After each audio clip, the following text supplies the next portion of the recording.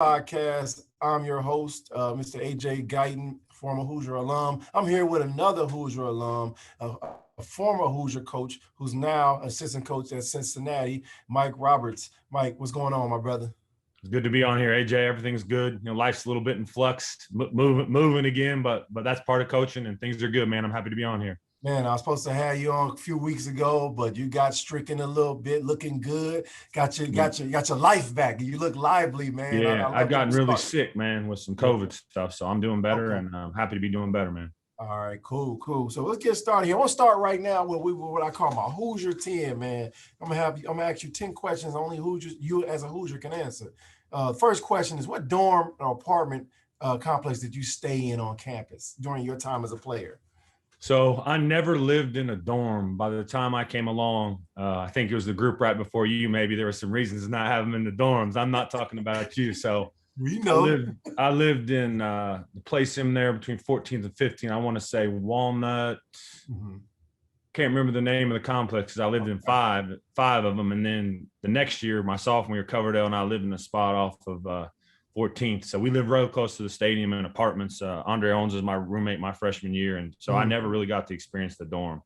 Roommates with Cove, huh? We got to talk about that later on. I have to write Some of that's for off air.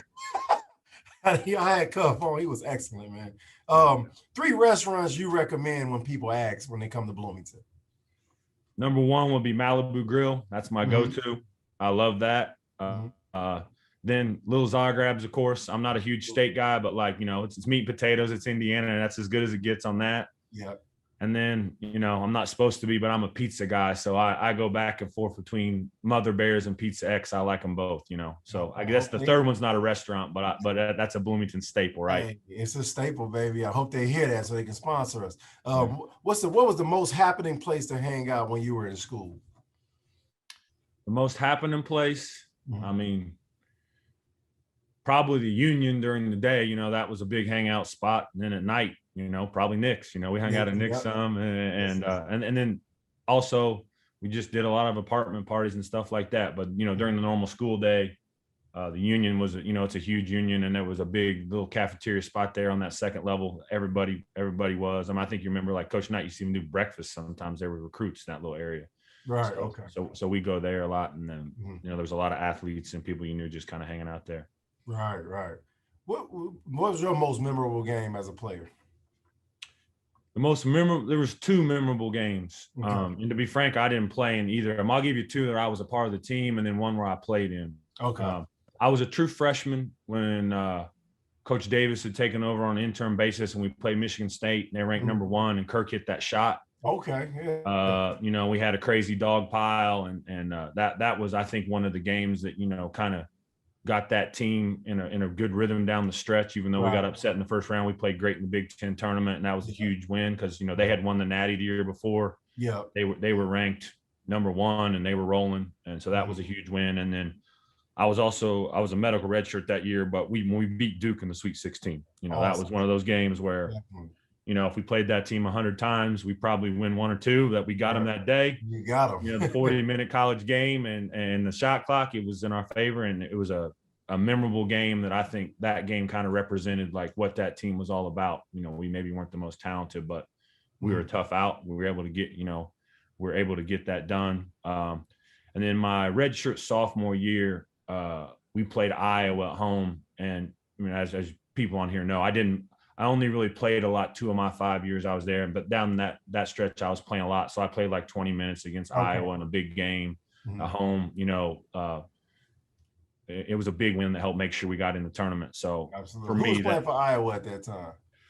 So at that time, the big boy that had a cup of coffee with the Bulls was on there. Recker had just graduated. Trying to think of the name of the point guard. He's a Division II coach now. He was a really good player, scoring guard. They had a good team. We were both tournament level teams, and it was a good game. And obviously, I got to play a lot, and I thought I contributed to the win. That was a huge game. Absolutely. What was, in your opinion, the loudest place in the Big Ten to play outside of Assembly Hall? The loudest? Yeah, the place that I think was the loudest when I was playing was Illinois. That Orange Crush was wild. Self had it rocking, and then Coach Weber had it. So when I was in school, Illinois was always really good. Yeah, that was a pretty hostile rivalry. That was loud. Michigan State was loud. Yeah, I'd say Illinois 1, Michigan State 2. We never had a lot of success there. Wisconsin was tough, but I wouldn't say it's because it was so loud. Yeah. Cold, that damn ice, it was cold. Shoot around, and you need it. It was brutal. Definitely. I would throw Purdue in there. Did you win at Purdue? Yeah, we won. I think in my 5 years, I think we won 4 times at Purdue. When I was coming in, that was kind of the transition time between Coach Katie and Coach Painter. Okay. And so at that time, I mean, don't get me wrong, my respect level's high for them after what they've just done to us, but we had a good little run. Our program was in a little bit better spot at that time. Oh yeah, definitely. What's your favorite Mike Davis memory? My favorite memory of Coach Davis, I got a lot of them because, Coach treated me well. I really like him, but I think just how happy he was when we went on that run to go to the championship game. Yeah. And it was a memory that wasn't just, specific to him, but just that team. We went through a lot when Coach got let go, and we won't get into that. And Coach was an interim coach the year before, and a lot of people doubted us, and just how gratifying it was for that whole group, and especially him, to get some validation to his work, and him and Coach Treloar's work as coaches. We got to the championship game. Obviously, we didn't get it done, but just the joy that brought him and that whole group. Absolutely. And then Coach and I got to know each other even better, because I was an assistant at Rice University in Houston when he was in UAB, and we were in the same league. Okay. And so the reality is, and when I finished playing, Mike and I didn't communicate for a while, but then we reconnected, and the thing people don't realize about Mike is how good of a practice coach he is, man. He ran really good practices. We were always ready to compete. I thought, I've coached against Mike too a lot, so I think as a coach, you have more intimate knowledge of it. He always knows how to get his best players shots. So like, you play against one of his teams, he's going to have the right players taking shots at the right times. And he's really good at every single year figuring out the strengths of his best offensive players and getting them shots. And I learned a lot from him.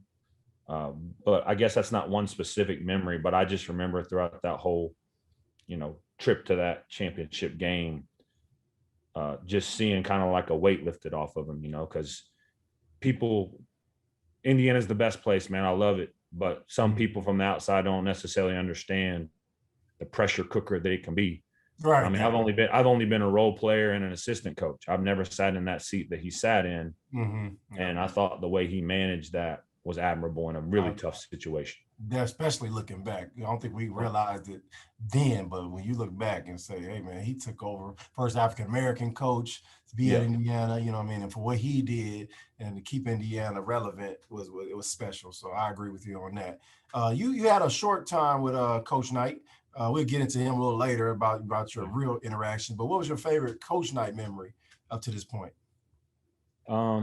My favorite Coach Knight memory, to be honest, is the times when I was a GA form at Texas Tech, and even recently when I was over at his house and got to interact with him kind of on a different level than just as a coach. Coach Woodson and I went over there roughly like a month and a half ago before I left, and he was having a really good day that day, and he was talking about fishing, and he was smiling and happy. And I've actually got a picture of it. I haven't framed it yet, but Dr. Rain gave me a picture of it, and it's going up, because it's a different picture than like him as a coaching me, Right. Yeah, definitely. And the thing that I'll always remember about Coach is everything he ever promised me, he did. And you know that, like, that's rare in this profession. Like when they came out to see me play as a high school senior, I was real skinny, but I had some potential. So like the agreement was, hey, you go to New Hampton, the prep school that I went to, where Coverdale had gone the year before, and then, we'll bring you to IU. Right. I knew about New Hampton because Steve Hart was from Terre Haute, and he had played there. So I knew about it.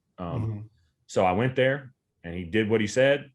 And then, you know, when I finished playing, I ran into Pat at a Final Four. He's like, you want to be a GA? And whatever coach said he was going to do, he did, you know, and like to a T. Like it wasn't, he didn't promise a lot, but if he promised something, he was doing it, you know. And so that's my, you know, those are my memories of Coach, man. He treated me so good. I wouldn't be sitting here talking to you. He got me my first paying job. You know, I was a GA for him in 05, 06 at Texas Tech. I was able to get my master's in a year. I mean, I remember sitting there listening to him make the call to Ben Braun to get me a paid job in this profession as a 26-year-old for a really good job as a video coordinator in the Pac-10.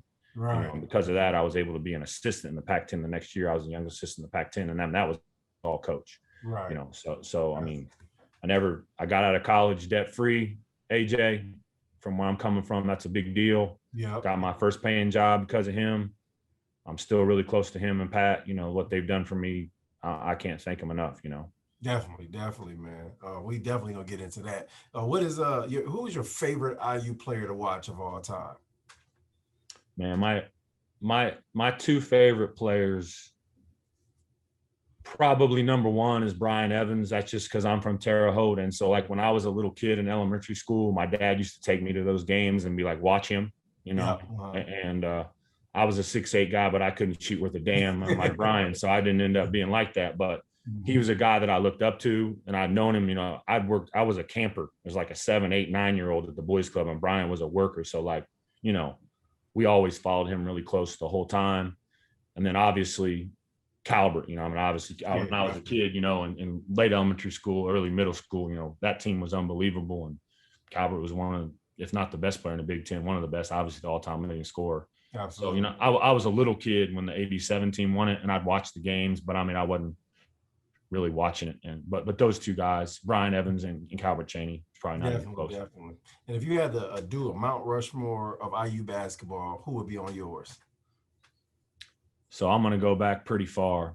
I would say Archie Dees has got to be in that conversation based upon what he did statistically. Right. You know, George McGinnis and Steve Downing. Yeah. I don't know how many people's on Mount Rushmore I'm supposed to know here, but I don't. 4. That's 4, yeah. Okay, so I'll go Dees, Downing, May, Chaney. That's nice. I mean, there's a lot of, like, please know there's a lot of other guys that are on the tip of my tongue. But you can really put the whole 76 starting 4 on the list. Right. At the end of the day, Bugner, you know, Mays, and so that concludes, my Hoosier 10, man, and I appreciate you participating in that. Let me tell you guys a little bit about our partners over at Bet Rivers Sportsbook. If you haven't signed up with Bet Rivers yet, now's the time. Bet Rivers Sportsbook is offering a $250 match bonus for your first deposit, but what sets them apart is that they require just one play through to turn your bonus into cash money. When you win at Bet Rivers Sportsbook, they pay fast. And now it's even faster with Rush Pay instant approval for withdrawals. It's safe, it's secure, it's reliable. With March Madness around the corner, there's never been a better time to give Bet Rivers Sportsbooks a try. Go to betrivers.com today or download the Bet Rivers iOS app. Must be 21 years or older. Gambling a problem? Call 1-800-GAMBLER. You mentioned a little earlier, man, your roots in Terre Haute. Did you grow up in Eugene, Oregon? Like how did you? So this is my history, AJ. So I was born in Terre Haute. I lived there till I was 14 through 8th grade. My father worked for Sony Corporation as a project manager wherever they were building factories in the world. To be frank, he would go and help set up. So they built a factory in Springfield, Oregon, which is a neighboring town to Eugene. Okay. So because of that, we moved to Eugene after my 8th grade year, and I went to high school in Eugene. Oh, okay. But you know, I would have been a freshman at Terre Haute North before my family moved, and like I came back every summer and still worked out. And my family's all in Terre Haute and Indy primarily. So although I didn't go to high school in Indiana, I mean, I kind of consider myself an Indiana guy. I mean, my first 24 years of my life, I lived 20 of them in Indiana, or 19 of them in Indiana, you know, definitely between graduating from IU and living in Terre Haute till I was 14. So, I mean, that really explains the next question I was going to ask. What attracted you to basketball? Hell, you grew up in Indiana at the end Yeah. of the day. What is your earliest memories of picking up a basketball and starting to develop in the game? So this is a really funny story. Like, obviously, lots of kids from Terre Haute, like my family, were diehard IU fans. We watched all the games on Channel 4. And so my dad went to IU back in the day, in the late 60s, early 70s. He did. And so I was a big IU fan when I was little. We watched all the games. And I guess my favorite player was Uwe Blab. Now, I don't even remember this. Okay. Right. So like I was a little kid. So my dad took me to a practice when I was 4 or 5 and snuck me into the top of Assembly Hall. And we got up in the top until they kicked us out. So like he always tells that story. It's funny. Yeah, you definitely. So, I mean, like I was one of those kids that, I mean, this is embarrassing to say, but like I thought IU basketball was IU, right? Like, you know, I didn't know about college. I was just a little kid in Terre Haute. Like we watch all the games on Channel 4. I'm like, oh, they got, you know, Right. IU is basketball. You know, we watch every game. And so we were fans and you know, my family just followed it really close. Like I said, my dad had gone to IU and, so in my household, when IU was playing, we tried to watch, you know, and so we followed it close. And my high school coach in Eugene, Oregon was a guy named Dean Stepp, whose son was Blake Stepp, was a great player at Gonzaga, got picked in the second round. He's actually from Columbus, Indiana. He played for Stearman at Columbus North, and he was a really good D3 athlete. So like when I started to get recruited, I was getting recruited really heavily by most of the Pac-10 and a few Big 12 schools. But I was coming back to Terre Haute in the summer. So a guy named Jim Jones, who was actually Larry Bird's high school guy back in the day, he was the coach at Terre Haute North, and I'd be working out there. And so he reached out to some folks at IU about, hey, man, this kid comes back all the time. Like he's getting recruited by the Pac. And then, you know, Pat Knight reached out and they came out and watched, you know, I'm just like, Indiana was my school, you know, when it's like, you know, it's always funny. People like, tell me about your recruitment to IU. I was like, well, it doesn't exist in the modern world. You know, Pat came out, watched me work out, talked about the prep school thing. They get back 2 days later, they put coach on the phone, you know, he's like, hey, you want to come? Yeah, I want to come. Here's Pat, you know, like it's on, you know, so like, it doesn't exist like that anymore. Right. But I mean, IU was my dream school. And so I was willing to do anything I could to try to play there, you know, and I knew coming there that I could have gone some other places and had more of a primary role. And I knew that, you know, I was going to have to earn everything and there was no guarantee I would play, but I wouldn't change it for anything, you know, looking back on it. Obviously my playing career was somewhat of a failure as a player in terms of what I was able to do individually, but my experience at the school, you know, the teams I was on, the friendships I made, I love the place, you know, still do. What was that first conversation with Coach Knight like that? No, that first one where you pick up the phone, he showed his interest. Yeah, I mean, that was basically, like I said, Pat had come out and watched me work out in the fall going into my senior year. A couple weeks before that, I was in town in Terre Haute for a family reunion. I don't know how, but Pat had figured out the hotel. We were having the family reunion at, you know, this is pre-cell phone deals, right? Yeah. So he gets a hold of us at the Holiday Inn, gets a hold of my dad, and he's like, hey, I heard you're our way. You want to do an unofficial? So, you know, we came over and did the unofficial. And I met some of the guys and we had a long sit down with Pat. And then like, you know, a couple of weeks later, Pat comes out, watches me work out. I do a good job, talks about the prep school thing. I'm like, I'm all in. And I actually, like, I knew Coverdale was already at New Hampton and I knew Coverdale. Like we'd grown up playing against each other in like 10, 11, 12, 13, 14, like our team. So we knew each other a little bit. And so I was like, yeah, New Hampton. I mean, like I said, I knew about it because Steve Hart and Pat had gone there. And so I verbally agreed right there. I verbally committed, finished my senior year, went out to New Hampton. And you know, so I guess to answer your question, Coach called me after Pat came to watch me work out and was like, yeah, this kid's really good. And I committed. And then I came on my official visit. You were still playing. It was your senior year. I came, I think you're playing like Athletes in Action, you know, and he just had to sit down. You know how he is. He's like, you got to get, you know, you got to get stronger. You know, he was kind of like grabbing me, putting his arms on my shoulder, like, what do you weigh, son? You know, telling him we got to get stronger. And then he would call me once a month at New Hampton and just check in on how I was doing. And so, you know, like it's hard to explain to a modern kid. It wasn't like it was fuzzy and warm and all that, but I knew he cared about me. And like I said, everything he said he was going to do, he did. So, I mean, I was all in. Definitely. But then when you get there, you commit, you get there, and then the scandal broke loose my into my senior year with Coach Knight Yeah. leaving. Did you ever think about rescinding the scholarship and going Yeah, somewhere else? so it got real interesting, AJ. You probably remember this. So the summer before your senior year, I was there. Oh yeah. So I was playing pickup with you guys, and I was working out. And I had to lift at a different time because of the rules, but I played pickup with you guys every day. And so I mean, I wasn't a part of the team, but I knew all you guys, and so I was super. That freshman group, which was George, Tom, and Newt. I'd been with them all summer, so those are my guys. Like we're talking every day, and I was so excited to come. And then, obviously, I feel worse for you guys because it screwed up the end of your senior year, and you guys had a good team. But I remember that scandal hitting. And, my dad was talking to Pat every day, and then people started hitting the prep school I was at. And so it was kind of like a situation. Well, if coach isn't coming back, I was going to go to some different schools, to be frank.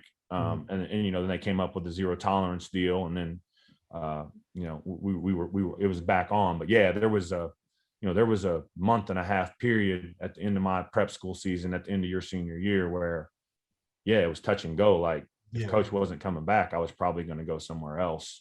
And my dad, cell phones, like I said, they were barely going on. So my dad was talking to Pat every day about what the situation was. And then I actually think he talked to, I think Clarence was the AD. I can't remember, he talked to the AD and they kind of assured that coach was coming back. So then, the rest is history, right? We showed up, and then what happened in the fall happened in the fall. Yeah, that was a really uneasy time, but I played well at prep school that year. So I had a lot of options if things went south, but I mean, obviously I wanted to be in Indiana. Absolutely. And then you end up staying with Mike Davis. Did you come back and have a conversation with your tree lord or someone? How did that manifest? Yeah. So, when the whole thing went down, it was a tough time, and we were a close team even before the thing with Coach Knight had occurred. I mean, you know how it was, man. Like, we played pickup. It was a different time. We did those Team Indiana things, which we didn't love every moment of it. But if you were in your class, you remember you traveled around the state together playing all those games. So we really knew each other. And to be frank, I didn't know Mike or John Treelor that well when they Mike got the job and John was his top assistant. Pat was the lead recruiter on me. Yeah. But the same thing, Mike treated me well. The school had already started, to be frank. So it was stupid of me to leave at that time with the rules. It was like, my family, everybody's just like, finish your freshman year. And so my experience, we had a pretty good year. It was a good team. The end wasn't great. I met who became my wife at that time. Right. And so I liked everything about the school, and I just stuck. But it was an uneasy year. It was just a crazy whirlwind from when I arrived there that summer to what happened with coach in September, to Mike taking over, to all the stuff around the team. And then we finally got kind of the ship right with the team. We played great. We were fourth seed in the tournament and got upset in the first round. So there was a lot of uncertainty, but I thought that, like I said, Mike and John specifically did an unbelievable job with that team based on the circumstances. Like, we started out a little rough for lots of reasons. I mean, there was so much. Our fall was really interrupted, and as you know, it was different back then. It wasn't like it is now, where you had 8 weeks in the summer and all this. It was like October 15th, and then let's go. And so that made it even harder, because it's like right before official practice started, we got hit with that bomb. So it took us a while to get our bearings as a team, but we did by conference at least.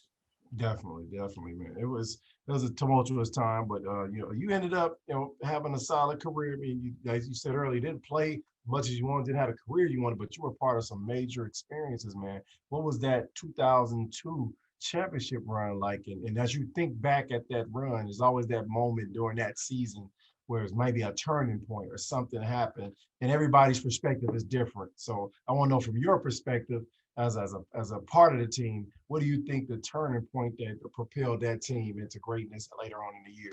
Yeah, that was a hard year for me, because I had a really good summer going into that. Yeah. And I was going to be in the rotation on that team and was playing really well through the first 3 weeks of practice. And then I trashed my ankle/leg. So I became a redshirt. And we got Okay. most people don't realize, this, that team got off to a 7-6 start. Yeah.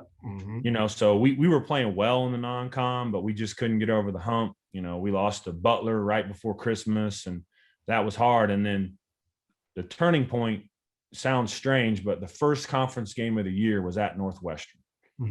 And we hadn't been playing great. And George, one of my best friends, he sprains his ankle at the tip pretty bad. And we put Jared Odell basically in the starting lineup because, 2 seconds of the game. And Jared, I don't know the stats, but he played that game, AJ. He had 18, 20, a bunch of boards. He played. And he was a really good complementary player off of Jared. Our team's deal wasn't complicated.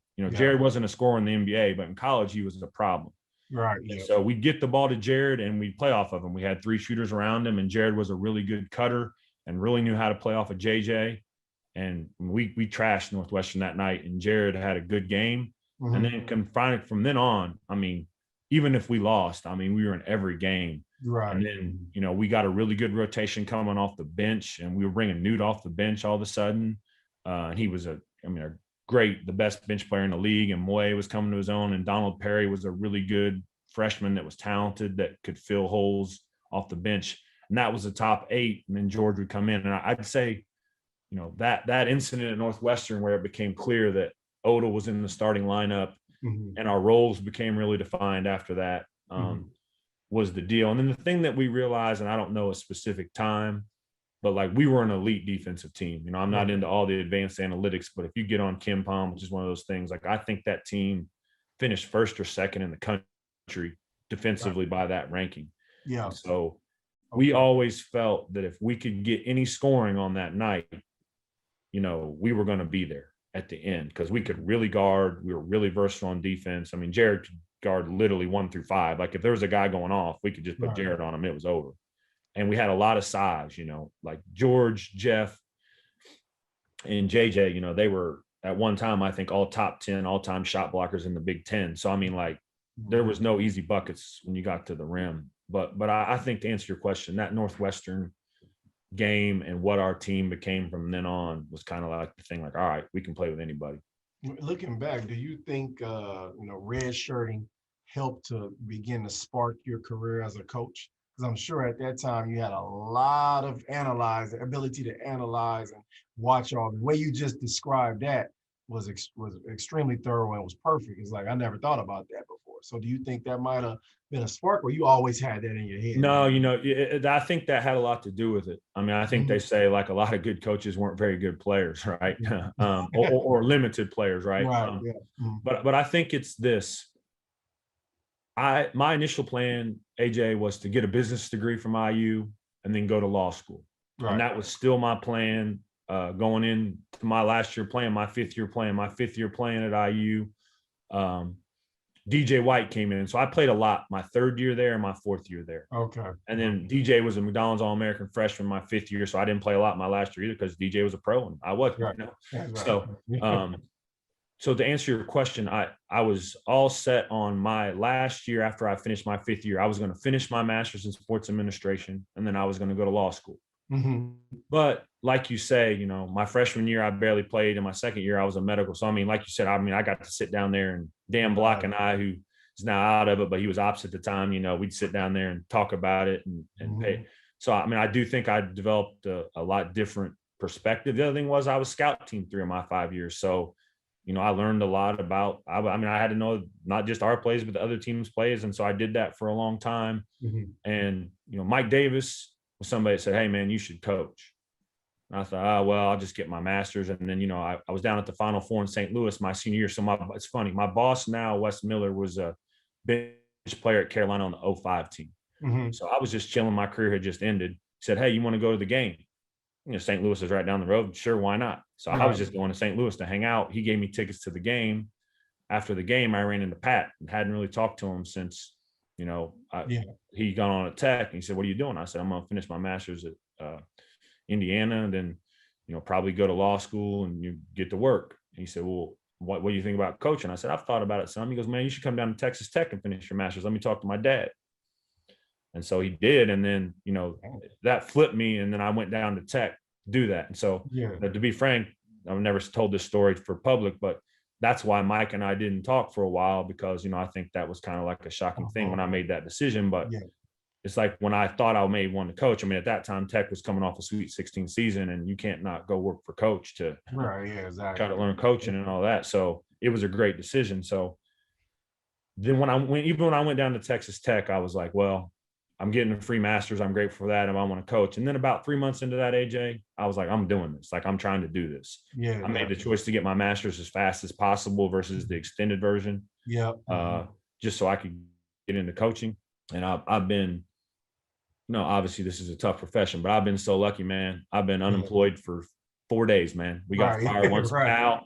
I got on at Rice with the same boss after, this thing in Indiana was a little crazy, but they treated me good. And then this thing with Wes came here at Cincy. So it's been a lot of ups and downs, but I've been really lucky, man. And you've been able to be in the trenches with Coach Knight, as far as being a grad assistant, and that's a spot that not many people have had the opportunity to do. What lessons do you use today? What things did you learn from him that never leave you just from that experience down there as a grad assistant? The thing that I always tell people about Coach, and you know this because you played for him for 4 years, is he's an unbelievably organized, his program is so organized. Like, I knew exactly what I was supposed to do as a GA. He sat me down. Mike, you're responsible for this. Like I was supposed to work out at 13 guys a day. I just finished playing. I was supposed to get these dudes in the gym. He gave me a couple dudes that were at risk academically. You're responsible for that. Les Fertig was the ops guy. Whatever Coach Fertig wants you to do, you're on it. And it was real simple, but it was really well thought out. Right. A lot of stuff people don't know is like what people do with athletic academic advising now, like what Buzz Curpius became. Like Coach kind of invented that. Right. Yep. And so just the overall organization of his program and everybody underneath him understanding what their role was, he was so on point with that. And the other thing with Coach that I always take is everybody talks about this, but it's hard to do. I think I've never been around somebody that was better at having players play to their strengths and away from their weaknesses, right? Like he would sit in the room and guys that were limited players, guys like me, to be honest, that were limited, say, hey, we got to get this guy to do these 3 things, and then play in a way that they could do that. So I learned a lot from him on that. And then the last thing is, and this, unless you were in the gym, you can't understand this. I think one of Coach's biggest gifts was when he walked in the gym, man, the level of intensity and how hard everybody went. It's off the charts. Yeah. And when you try to just explain that on something like this, people don't get it. You've been around basketball one time. Shoot, you played in the NBA. You played all over. My guess is there's no coach. Maybe there's an NBA guy, but I'd be shocked if there's somebody when they walk in the gym, it's like, all right, like everybody's level raised. Right. He had that presence about him. And look, I'm not comparing myself to him in any way.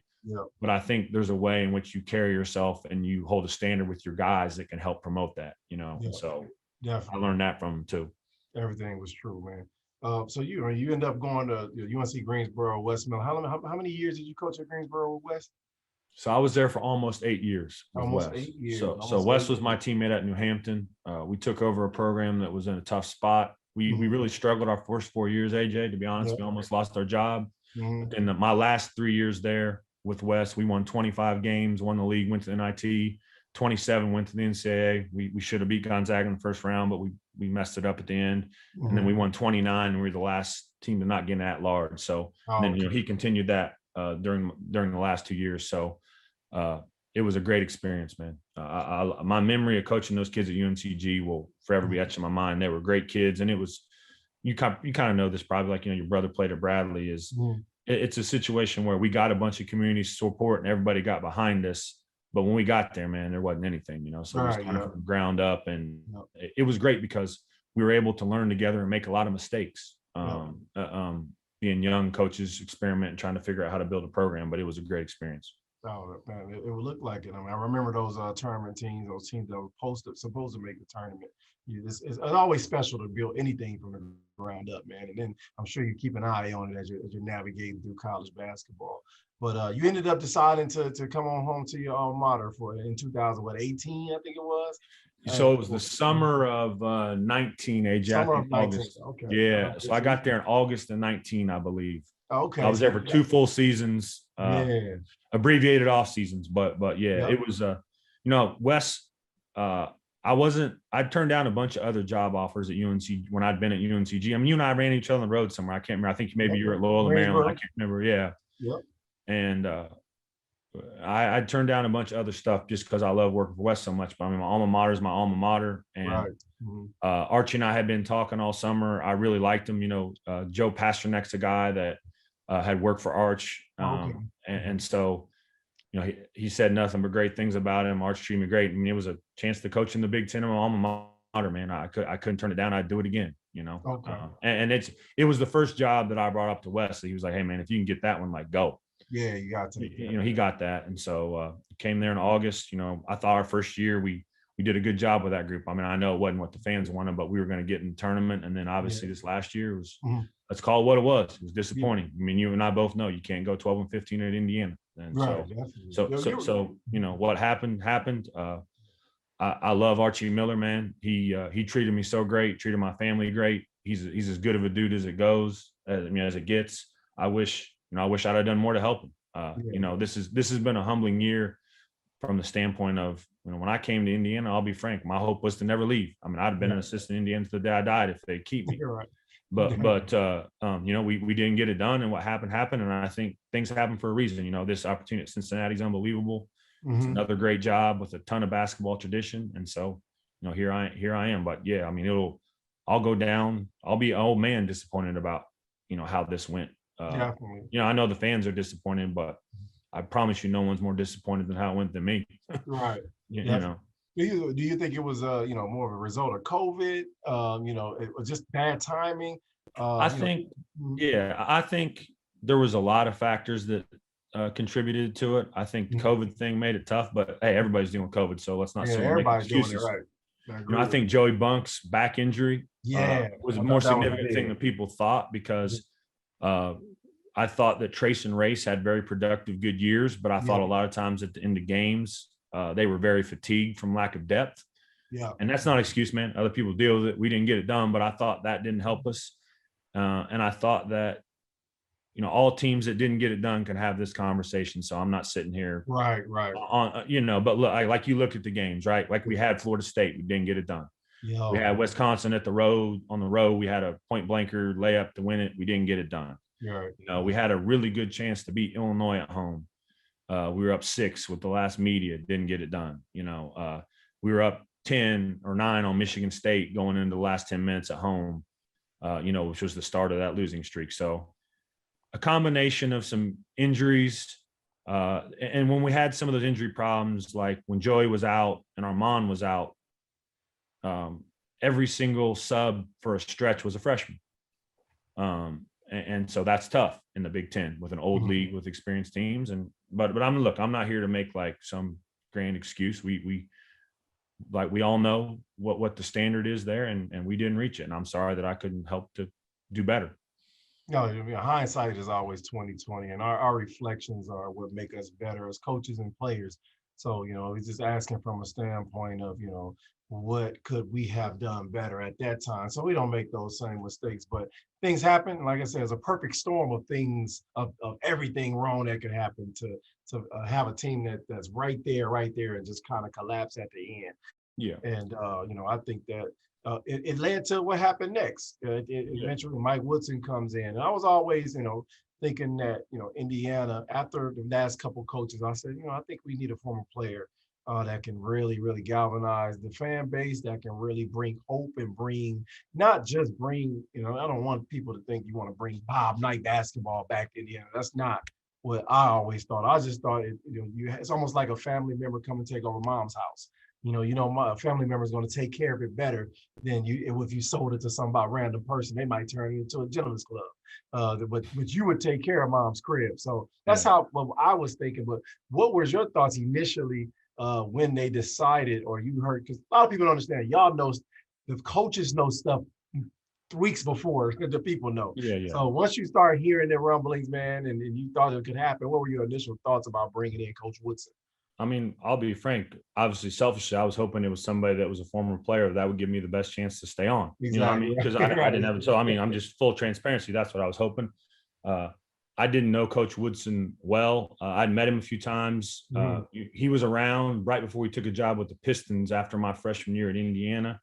And, you know, Coach Woodson and I have a mutual friend in Larry Brown. Larry Brown used to come spend weeks with Coach Miller and I at UNCG and kind of just basically eval our program, basketball genius. So that was kind of like a common friendship we had. And I think it's a good decision, man. Coach Woody's a great guy. He treated me great in the transition. I got no ill will towards him. You know, the university and Coach Woodson were kind enough to create a position for me, which, I mean, I would have crushed to the best of my ability. But then this thing at Cincy came along, and my goal was to become a head coach. So I think that staying in a coaching role at a big time spot like this gives me the best chance. But Woody's great, man. Like he treats everybody with respect. He knows ball from all those years in the NBA. You know, you travel around the country, partly because of his NBA experience. People know him everywhere. You know, like he's known throughout the country, and I think he'll do a great job. I do. Definitely.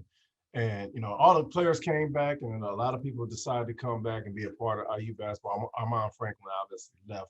But thinking about that point, man, you've been in this a long time. What is this transfer pool doing to college basketball? What is it? How difficult, much more difficult is it making your job as an assistant? It's in the last 24 months, the whole dynamic has changed, AJ, from the standpoint of, look, we're fortunate at Cincinnati because when Coach Miller got the job, they only had 3 scholarship players. Now he was able to get some guys back. So, you know, I mean, we've been working the portal like crazy. You know, we've got our scholarships filled, and, you know, 5 years ago, you couldn't do that. So there's pros to it too, if you're being honest.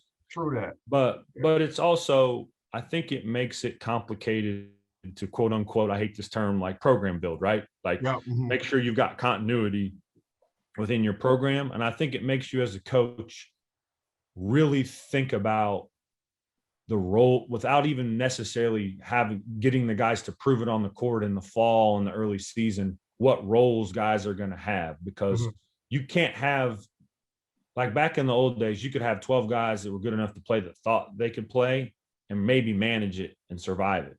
Now, if you got 12 guys that all expect to have a huge role and you don't tell them on the front end what you think their role is going to be to a degree or create some understanding, you're going to have a mass exodus maybe.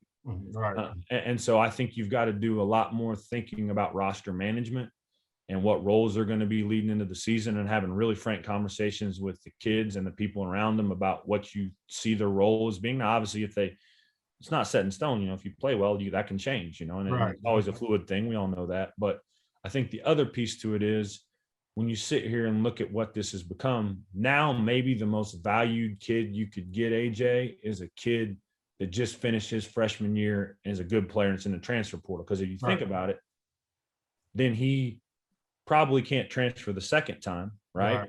You're probably going to have him for 3 years. Which in the modern world, you know, we used to all think 4 years. And I mean, I didn't play it. I never thought about leaving hardly. You know what I mean? Like that wasn't, you know, like, and now that's just the common thing. So I think finding kids that, you know, you're going to have for 3 years to create some continuity in your program, because, you know, all these talent upgrades are great and getting great players is the whole deal. But you better have a core group of 5 to 7 guys in your program that know how you do things, know what the values are, know what the head coach expects, knows how to, you know, I mean, that's why the old team, that's why Baylor won it, man. I mean, Baylor and Gonzaga, you know, there's teams that have better talent than Baylor. I respect them, but like, they were old and they knew what they were doing. Yeah, Old wins. You know, you can say all this you want. I mean, some of these teams that have lived on one and dones, sometimes you catch lightning in a bottle, and those guys are so good and they're transcendent players, but those teams can also get killed because, look, 22, 23-year-old guys that are fringe NBA EuroLeague players can beat a 18-year-old McDonald All-American, doesn't know what this is all about. I mean, you know what that's like. I mean, basically your team was that, you know, it was you and a bunch of guys that were fringe guys, but you guys were old, you could beat them. Exactly. You know, that's a great point. I didn't even think about that. And also along those lines, how do you think paying college players is going to have an effect on the college game or even recruiting, if any at all?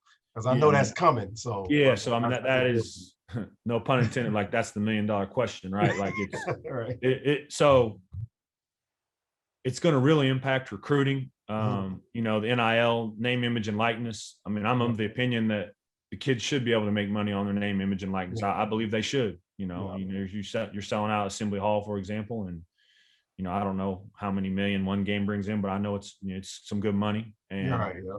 why can't a kid make some money off his name, image, and likeness? But then the thing that gets complicated is how that really impacts recruiting, and then to a degree, how that impacts them still being able to do what their responsibility is at the university they're at. Right. You can't be missing practices and workouts to go do what you got to do with your NIL. But I think it can all be navigated.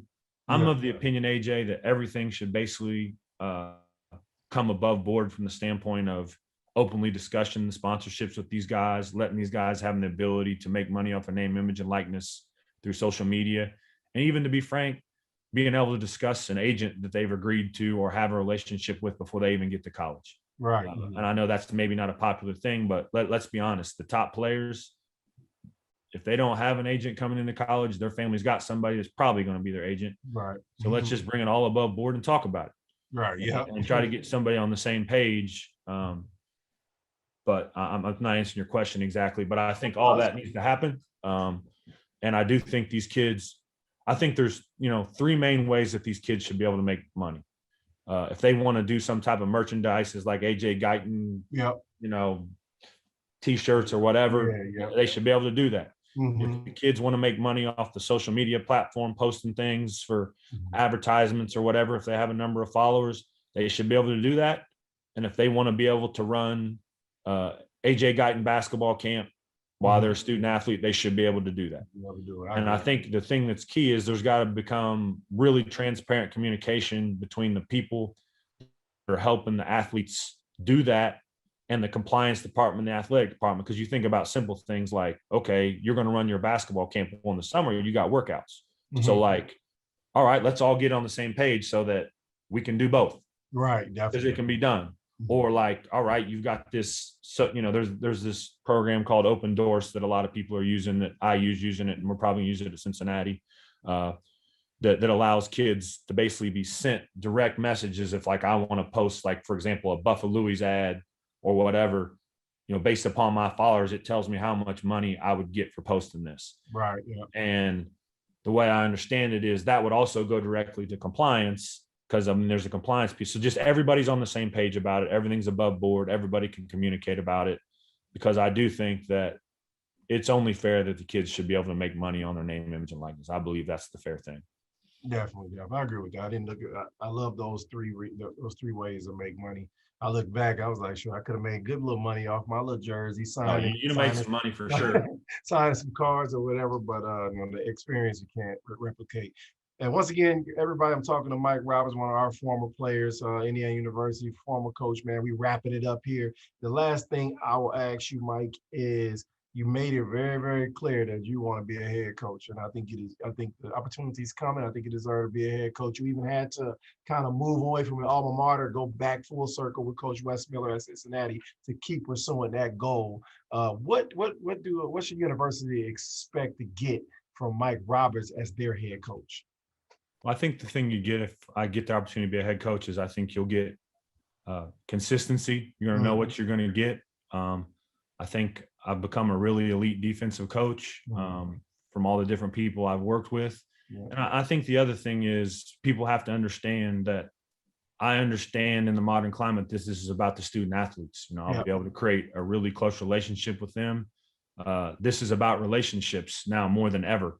This isn't back when you and I played, and I understand that the dynamic is different, and I can manage it. And I've been around winners my whole life. I think since I've been 14 years old, I'm 41. I've been around high level basketball, and I think I'm ready for the opportunity. I'm hopeful to get one. Yeah. Well, thank you, man. I appreciate it. Thank you for being willing to share your story here on the House of Hoosier podcast, man. You did a great job last year. You did a great job in your 2 years at IU. You did a great job during your playing days. And, it's like I said, I told you that before, I'm glad you did continue on the path to become a head coach, because that's your goal. That should be your goal, no matter if you're alma mater or not your alma mater. If it's meant to be, you'll be back full circle. If it's not, cool, you'll be competing against them, having fun. Basketball has been good to me. Yep, Indiana yeah. University's been good to me. So appreciate you having me on, man. If you're down in the Cincy area, let me know. I definitely will, man. That concludes our podcast. Mike Roberts, thank you, man. We appreciate it. We'll be supporting you. Appreciate it.